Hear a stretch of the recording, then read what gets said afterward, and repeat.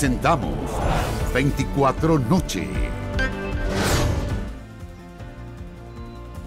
¿Cómo están ustedes? Bienvenidos a 24 Noche. Hemos estado realizando la cobertura durante esta jornada de incendios forestales que han afectado a la región de Valparaíso. Puntualmente en la comuna de Valparaíso vimos varios focos, tenemos a nuestros equipos desplegados y también en otro punto, mientras ahí, sí. Ahora les estaba comentando lo que estaba sucediendo en la región de Valparaíso. Tenemos información de momento que está ocurriendo en el centro de la comuna. Francisco Chaparro se encuentra en el lugar. Hubo un incendio en una casona. Francisco, ¿cómo estás? Buenas noches.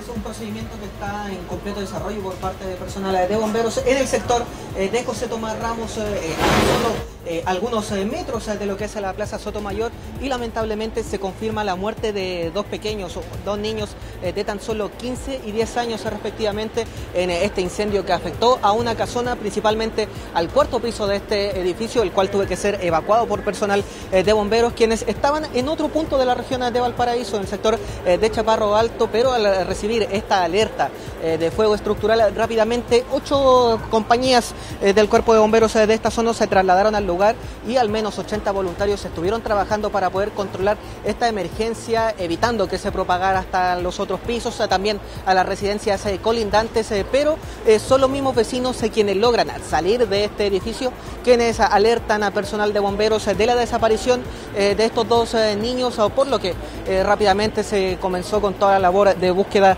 y rescate por parte de los voluntarios de bomberos, hasta que finalmente se confirmó el hallazgo de estos dos cuerpos sin vida en lo que es el cuarto piso de esta casona, y por lo mismo personal de bomberos estuvo trabajando en toda la labor para poder extinguir las llamas, y en estos momentos están en fase de enfriamiento para poder así ingresar hasta este recinto, también rescatar el cuerpo de estos dos pequeños quienes lamentablemente perdieron la vida. De momento se desconocen cómo se había originado las llamas y también el motivo por el cual estos dos pequeños no lograron escapar del lugar, si es que estaban junto a sus padres en el momento en el que comenzó toda esta emergencia, o si bien estaban atrapados al interior de este edificio y que lamentablemente no logran escapar a tiempo y terminan falleciendo al interior de este recinto. Hace algunos minutos también conversamos con personal de bomberos, pasemos a revisar esas declaraciones. De la medianoche, mientras gran parte de la unidad del Cuerpo Bombero Valparaíso se encontraban trabajando en el Cerro Cordillera, en la parte alta de Chaparro, se nos alertó esta emergencia en la calle Tomás Ramos. La verdad que inicialmente fue trabajada por los cuerpos bomberos amigos que se encontraban colaborando en nuestra zona, Viña del Mar, Quilpué, Villa Alemana, Puchuncaví, en fin, entre otros. Se detectó obviamente fuego en un cuarto piso que era bastante violento. En la búsqueda que se realiza inicialmente se encuentran dos cuerpos de dos menores, así que a esta hora estamos esperando las órdenes de la Fiscalía para hacer el levantamiento de ellos. Claro, ahí escuchábamos declaraciones por parte del comandante del Cuerpo de Bomberos que quedó a cargo de toda esta emergencia, y aún restan las labores para poder saber finalmente cómo se origina toda esta situación, también al saber por qué estos dos menores no lograron escapar a tiempo del lugar, y también por parte del Cuerpo de Bomberos de esta región nos comentaron que estarán trabajando en labores durante toda la noche debido a los distintos focos de incendio que están afectando en estos momentos a la región de Valparaíso, y que por lo mismo estarán desplegados en distintos puntos de la región para poder combatir todos los focos de incendio, en este particularmente en el sector de José Tomás Ramos, a solo metros, a solo pasos de lo que es la Plaza Sotomayor. Fue el último foco de incendio del cual se alertó a personal de bomberos, quienes rápidamente se trasladaron de otro de los focos que estaban combatiendo en esos momentos para poder apagar rápidamente las llamas, y luego de las distintas denuncias por parte de los vecinos se da aviso de estos dos cuerpos, de estas dos personas fallecidas, que finalmente resultan ser menores de edad que no pudieron escapar a tiempo de este edificio, Jorge.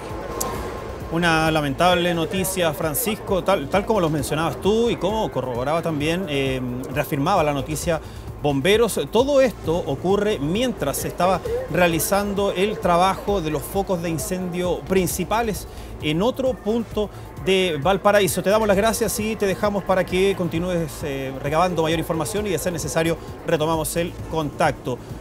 Bueno, les comentaba que todo esto que estamos viendo en pantalla es un procedimiento que se da en paralelo mientras se estaban realizando los trabajos de contención del incendio forestal que tuvo lugar en horas de la tarde, ya iniciando tarde-noche, lo que vemos en pantalla, de estos focos de incendio en el Cerro Cordillera principalmente. Lo que nos comentaba Francisco es otro foco que se da con posterioridad y que tiene este saldo lamentable de 2 menores de edad fallecidos.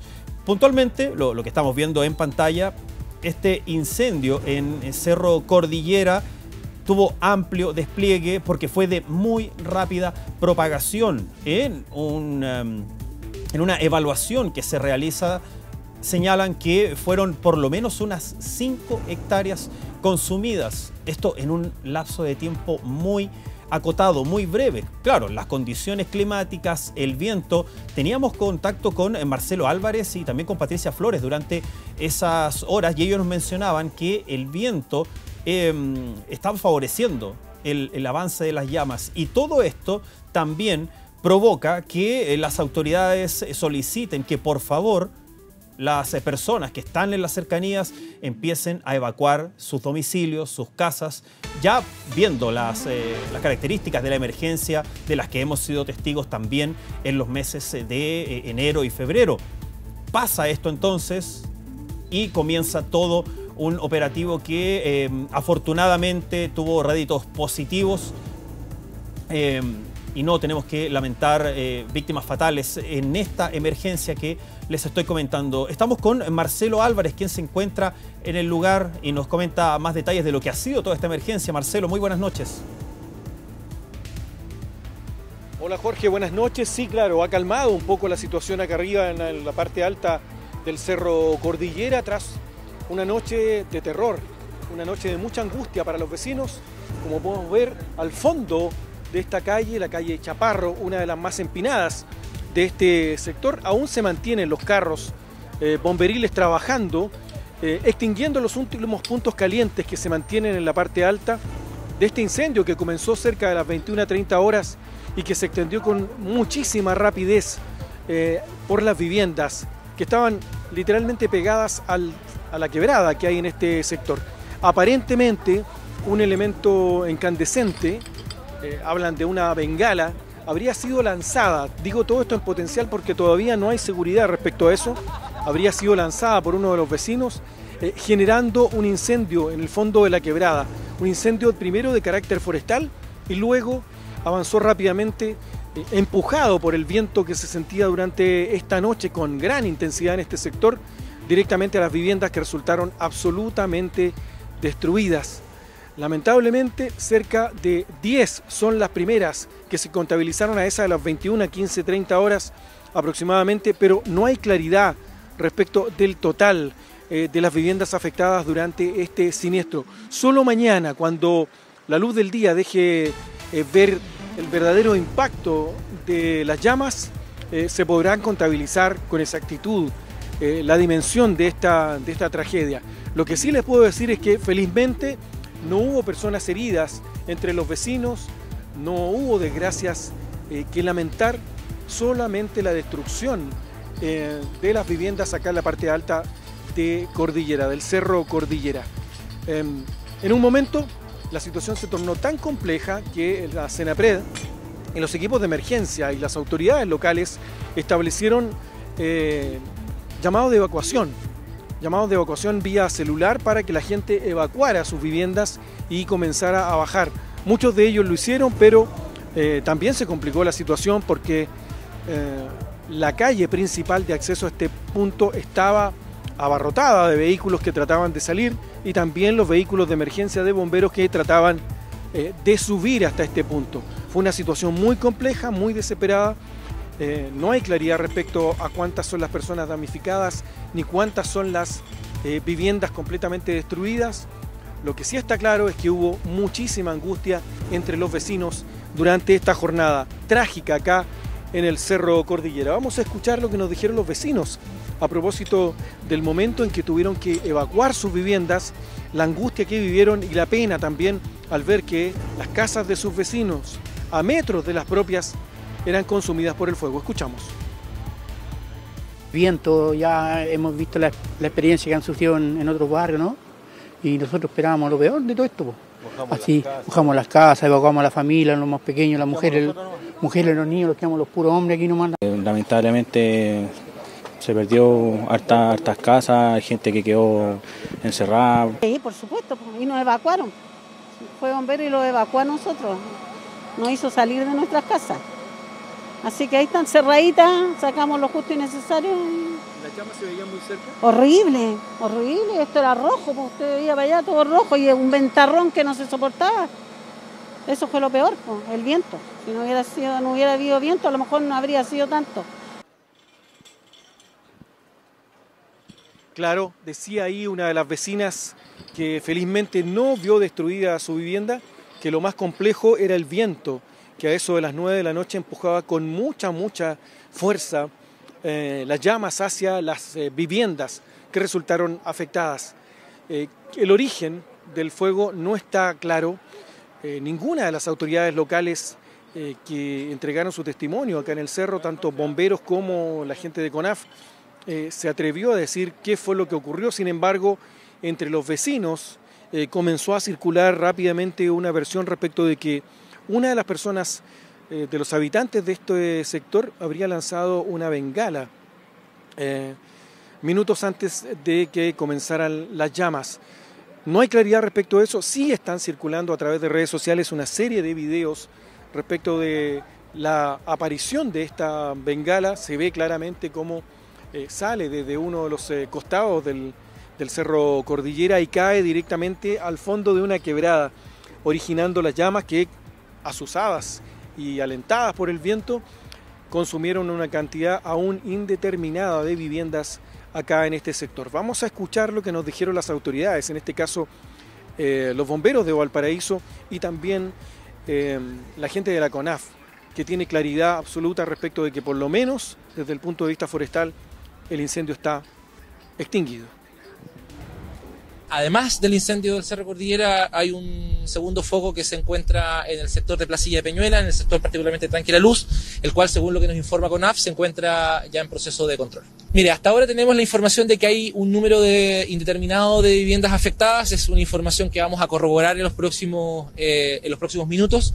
No tenemos información aún confirmada de que pueda haber personas lesionadas. Lo importante es que existe un punto de evacuación y donde se encuentra el municipio de Valparaíso con servicios de salud y social instalado, que es el Auditorio Guillermo Bravo, en el Cerro Cordillera, y es el lugar donde vamos a coordinar todas las ayudas a los damnificados. En este momento la propagación del incendio forestal está contenida. Ya en este minuto la emergencia todavía no está controlada, dado que tenemos afectación forestal en la cual se está haciendo la liquidación de puntos calientes en coordinación con CONAF, y las casas afectadas están en el proceso de la remoción de escombros y la liquidación de puntos calientes. Es que la superficie es de alrededor de 4 o 5 hectáreas, están trabajando 7 brigadas y están en este momento asegurando el perímetro en la parte forestal, construyendo líneas y ensanzando esas líneas de tal manera de asegurar el perímetro, de tal manera que no se vuelva a activar este incendio. Claro, escuchábamos a las autoridades respecto de que el fuego comenzó en la quebrada, que está ubicada atrás de las viviendas que estamos viendo en pantalla. Esta es la subida a Chaparro y ya al costado izquierdo, después de las viviendas, viene una profunda quebrada que estaba con mucha vegetación seca, por cierto, que fue fácil presa de las llamas que avanzaron rápidamente desde la parte baja del cerro hacia la parte alta, consumiendo las viviendas que están en este sector. A esta hora los vecinos están mucho más tranquilos. Han llegado algunos equipos municipales para comenzar el catastro de las personas damnificadas. Vemos también personal militar que se encuentra en este sector, personal que es básicamente del regimiento Maipo, que están dando la cobertura de seguridad, principalmente para que los vecinos se sientan más tranquilos, se sientan mejor tras esta jornada bastante compleja. Muchos de ellos no van a dormir esta noche acá, han preferido dirigirse hacia la casa de familiares. No hay energía eléctrica a esta hora de la noche aquí. Seguramente mañana en la mañana se podrán dimensionar a cabalidad las dimensiones de este incendio, que como les decía comenzó cerca de las 21:15, 21:30 horas de la noche de ayer, y que ha consumido una cantidad indeterminada también de viviendas, dejando un número también indeterminado de damnificados. Jorge. Marcelo, muy importante lo que estabas mencionando, que hay bomberos, hay autoridades en el lugar, se les está dando la tranquilidad a los vecinos, que lo comentábamos anteriormente en el contacto que realizabas con Matías, y tenías la oportunidad también de conversar con vecinos que están preocupados. Existe una sensación de preocupación constante. Lamentablemente hablamos de temporada de incendios, lo que pudimos ver en enero, en febrero. Entonces, en una zona que le ha tocado duro, por decirlo de alguna forma, los vecinos están con una preocupación. Obviamente no quieren dejar sus casas, pero las condiciones climáticas que comentabas tú anteriormente, el viento también da para preocuparse. Exactamente, el viento comenzó a sentirse con fuerza acá en la zona, pasado las 13 horas aproximadamente. A esa hora de las 13, 14 horas comenzó a levantarse mucho viento. Si le sumamos a eso la alta temperatura que había durante la jornada acá, otro día. Es que después, le decía a uno de los muchachos acá que después vamos a conversar con ellos, pero les decía que el calor de esta jornada fue muy, muy intenso, el viento también, y por lo mismo las familias tenían claridad respecto de que cualquier cosa que generara algo de fuego podría provocar una situación como esta. A esta hora muchos de ellos están sentados en los frontis de sus viviendas. Por ejemplo, le vamos a pedir a Felipe que gire su cámara hacia el sector derecho. Podemos ver al fondo allá, cómo la gente está esperando que pase algo. En este sentido, que Bomberos termine su trabajo, para ellos quizás ir a descansar a sus viviendas. Les decía yo recién que no hay energía eléctrica, pero está la tranquilidad de que por lo menos el fuego ha sido extinguido. Y están también aquí, por cierto, los militares para darle la cobertura de seguridad a todos los vecinos que seguramente van a pasar esta noche en vela, una noche de vigilia acá en el Cerro Cordillera, Jorge. Así es, y vamos a estar muy atentos también al desarrollo, a qué va a pasar esta jornada ya de día jueves. Te dejamos, Marcelo, para que sigas reporteando y, de ser necesario, retomamos el contacto. Les comentábamos que ya las autoridades realizaron un primer balance. Estamos hablando de entre 15 y 40 viviendas que han resultado con algún tipo de afectación. Esto fue en el COGRID que se realizó acá en la región metropolitana. Se encuentra en el lugar Carlos Melín con más detalles. Carlos, buenas noches.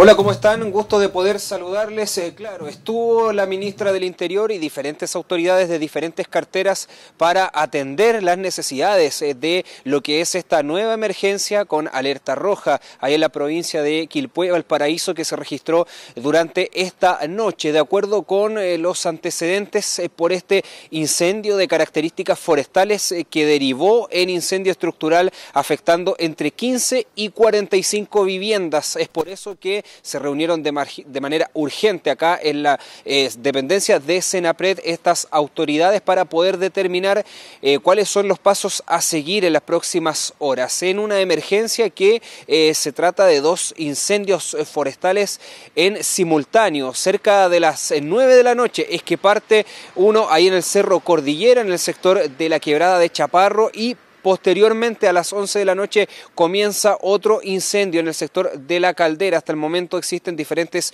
teorías de cómo habría comenzado esto. Incluso hay un registro de que aparentemente una persona a través de una bengala habría originado este siniestro. Sin embargo, van a estar la Policía de Investigaciones a cargo de las indagatorias en este caso y los trabajos principalmente que se tienen que desarrollar durante la jornada de mañana. La ministra del Interior dijo que por lo menos una noticia buena es que las condiciones del clima van a ser propicias, no como ocurrió hace algunas semanas en el incendio de Viña del Mar, donde las condiciones climáticas lamentablemente fueron devastadoras, causando pérdidas humanas y también las viviendas que se vieron afectadas, además de tantas hectáreas de árboles, ¿no?, de este incendio forestal. Pero vamos a escuchar parte de las declaraciones que entregó entonces la ministra del Interior, Carolina Toá, acerca de los trabajos que se van a desarrollar durante las próximas horas en la región de Valparaíso. En este momento todavía hay 450 viviendas que están con el suministro eléctrico suspendido, pero se está trabajando en reponerlo y se piensa que en las próximas horas eso va a estar funcionando regularmente. Se va a poner mucha atención a que no haya conductas de riesgo y se va a mantener esta vigilancia, este patrullaje, además de la investigación que quedó a cargo de la PDI. A lo menos 450 viviendas están sin suministro eléctrico en este momento por esta emergencia. No se reportan víctimas fatales y las decisiones con un COGRID regional, ¿no?, van a analizar, por ejemplo, si va a haber suspensión de clases en las próximas horas. Este incendio afortunadamente ha ido menguando en los últimos minutos. Ojalá que no se pueda o no se siga expandiendo, pero por lo menos el trabajo de CONAF, de bomberos, ha sido oportuno en este momento. Cerca de 20 carros de bomberos llegaron hasta ese sector para poder combatir ambos incendios, ¿no?, que se registran en la región de Valparaíso. Pero una de las noticias buenas es que por lo menos en este instante no hay personas desaparecidas ni víctimas fatales, información a la cual vamos a estar muy atentos, sobre todo con los equipos desplegados en la región de Valparaíso. Completo informe de Carlos Melín desde Senapred. Gracias, Carlos. Bueno, y los últimos datos para complementar la información. Vamos a estar muy atentos a qué va a suceder durante este día jueves. Se está investigando cuáles son las reales causas que propician entonces este incendio que, lo decía Carlos, entre 15 y 40 viviendas afectadas, más de 300 voluntarios de bomberos, también brigadistas, carabineros que también se congregaron para sofocar este incendio y dar la tranquilidad también a los vecinos del sector. Nosotros vamos a hacer una pequeña pausa comercial y volvemos con más 24 Noche. No se vaya.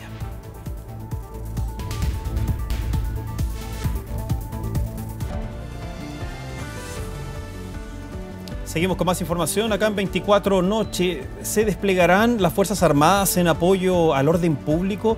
Bueno, ese es el debate político que se ha estado agudizando y durante esta jornada también tuvo alguna que otra conversación luego de que el presidente Boric señalara que no se cierra a disponer de efectivos para enfrentar la delincuencia tras la solicitud del alcalde de Maipú, Tomás Bodanovich.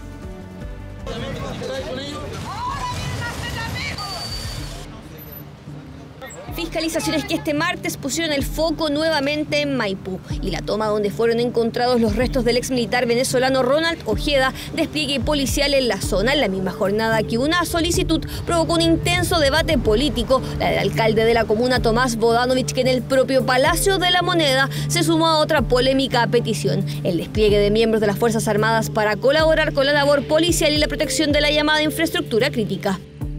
No tienen una capacitación para realizar funciones de orden público, pero desde nuestra perspectiva pueden colaborar en algunas funciones específicas para liberar a policías que sí están preparados para aquello.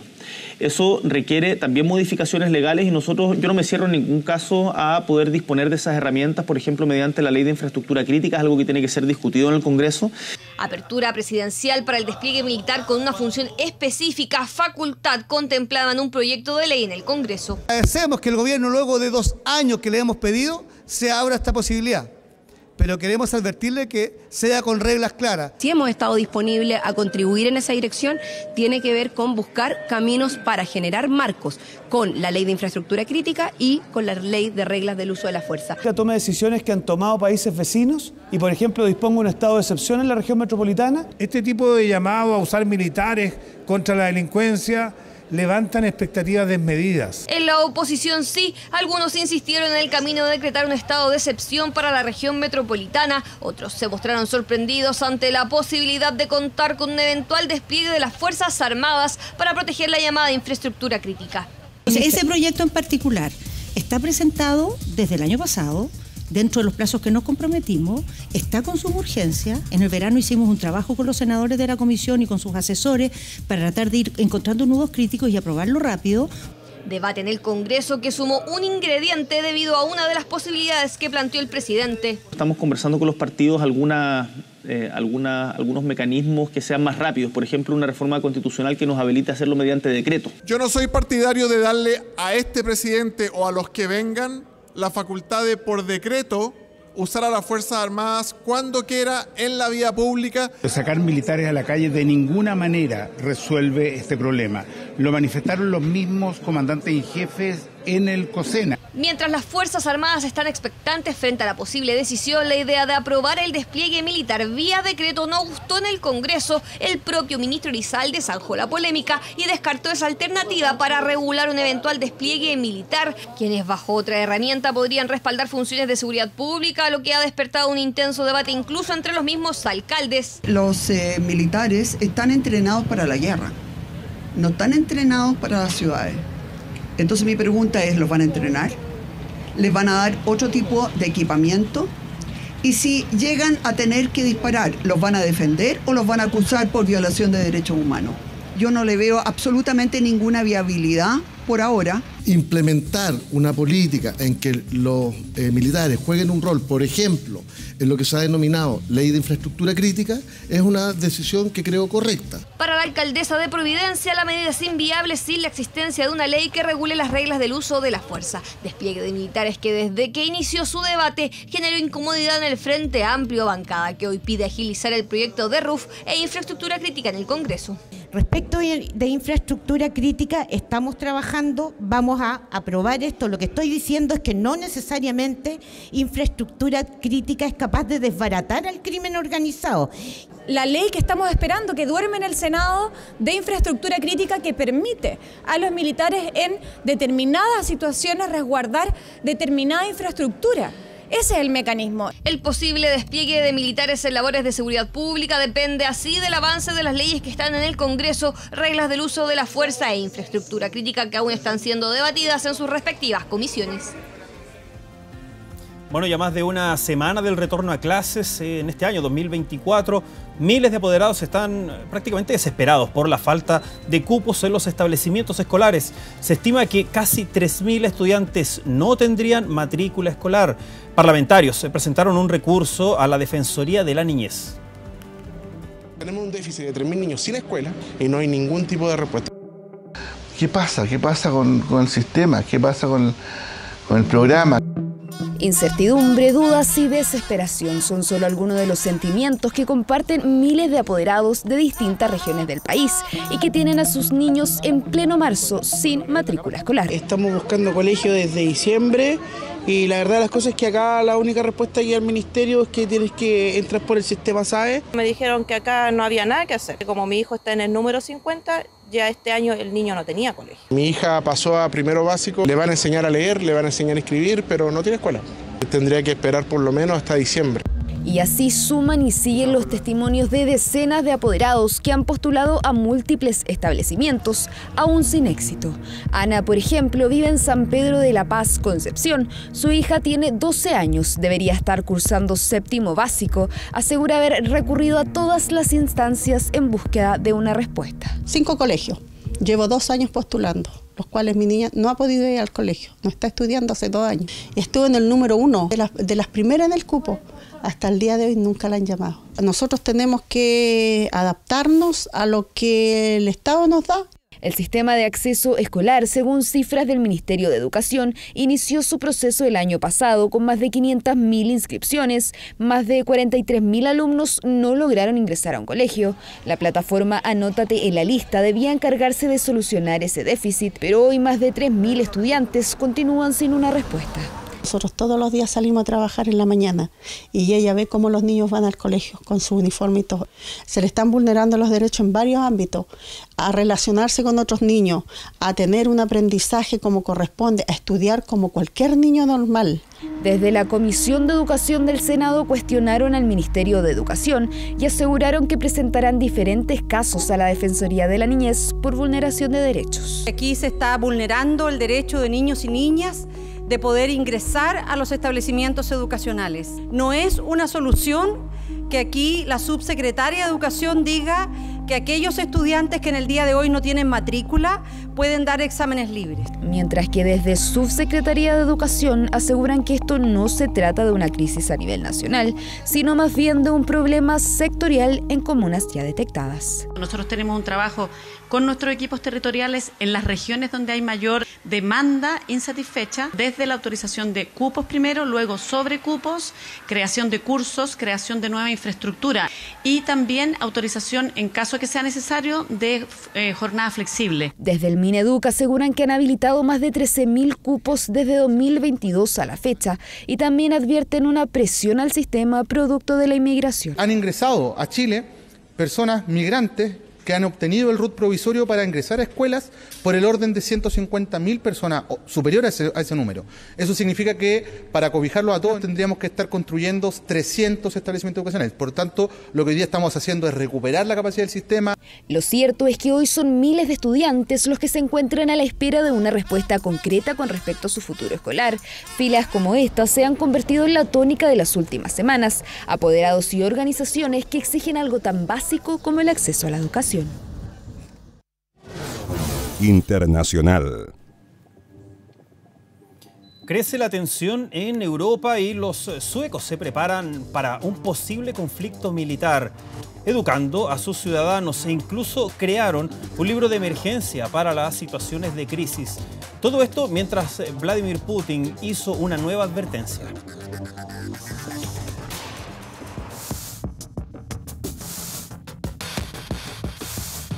En las nieves de Finlandia, soldados suecos y finlandeses participan en el mayor ejercicio de la OTAN desde el final de la Guerra Fría en esa zona, preparando lo que sería el ingreso de ambos países a la alianza y poniendo a prueba la capacidad de esta organización para proteger el extremo norte del continente.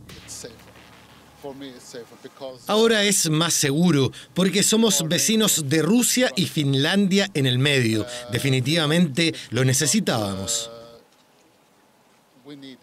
Y es que este país escandinavo ha trabajado en el último tiempo preparando a sus ciudadanos para un posible conflicto militar, incluso con la creación de un breve texto llamado Si la crisis o la guerra vienen, el cual ha sido repartido en diferentes escuelas del país. Conscientes de esto, los profesores comenzaron a compartir con sus estudiantes recomendaciones sobre cómo estar preparados ante una emergencia, algo que el gobierno llama defensa total. La defensa siempre ha sido importante para incorporar las preocupaciones de los niños y calmar su ansiedad, tratar de enseñarles sobre su alrededor y qué está pasando en el mundo. Tenemos que saber qué hacer si va a haber una guerra. Estoy un poco asustado sobre eso, pero no creo que vaya a haber una guerra en Suecia. Tal ha sido la preocupación del gobierno sueco, que incluso restablecieron el servicio militar obligatorio, pero que además se suma a las recientes amenazas del presidente ruso de utilizar el arsenal nuclear que Moscú tiene en su poder. Desde el punto de vista técnico, por supuesto que estamos listos para una guerra nuclear. Los misiles están constantemente listos para el combate. Nuestra triada nuclear es más moderna que cualquier otra. Solo nosotros y los estadounidenses tenemos una triada, pero nosotros hemos avanzado mucho más que ellos. El presidente ruso también habló sobre el ingreso de Suecia y Finlandia a la OTAN, con una clara advertencia. Este es un paso absolutamente sin sentido. No teníamos tropas allí. Ahora estarán allí. No había sistemas de destrucción allí. Ahora aparecerán. Putin ya había alertado de un posible uso de armas nucleares durante su discurso sobre el Estado de la Nación, donde advirtió a Occidente sobre los peligros de intensificar su participación en el conflicto con Ucrania. Cosas más evidentes tienen que ver con Kaliningrado, esta especie de enclave ruso hacia el mar Báltico, que hoy día, con la entrada de Suecia y de Finlandia, está completamente rodeado. probablemente también con la vigilancia del propio mar Báltico. Una amenaza que tiene en alerta Suecia, que mediante la repartición de folletos, la instrucción a los niños en las escuelas y los llamados a la población, busca estar preparada ante el escenario más peligroso que ha enfrentado desde el fin de la Guerra Fría. Nosotros vamos a dejar las noticias hasta acá, muy atentos por supuesto a la situación de Valparaíso. Les vamos a estar entregando más detalles en nuestras próximas ediciones y también todo lo que está pasando en Chile y el mundo, esta mirada especial también sobre el incendio en 24horas.cl. Que esté muy bien.